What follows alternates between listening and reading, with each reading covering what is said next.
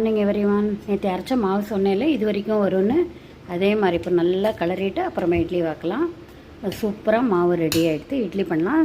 வெங்காயமும் முள்ளங்கி போட்ட சாம்பார் பண்ணியிருக்கேன். தேங்காய் சட்னி அரைச்சிருக்கேன். Hi all, morning breakfast. Good morning everyone. Soft idli, சின்ன வெங்காயம் முள்ளங்கி போட்ட சாம்பார், சட்னியோட தேங்காய் சட்னியோட முள்ளங்கி சாம்பார் தொட்டு சாப்பிட்லாம். முள்ளங்கியை வந்து குக்கரில் நான் பருப்போடு வேக வச்சுட்டேன்.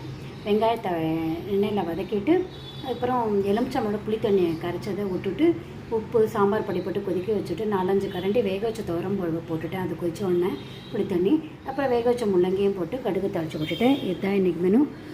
சூப்பராக இருக்கும். வெங்காய சாம்பார் காம்பினேஷன் சட்னியோட சாம்பாரோட. பார்த்துட்டு இந்த மெத்தடில் பண்ணி பாருங்க. கமெண்ட் பண்ணுங்க, சப்ஸ்கிரைப் பண்ணுங்க.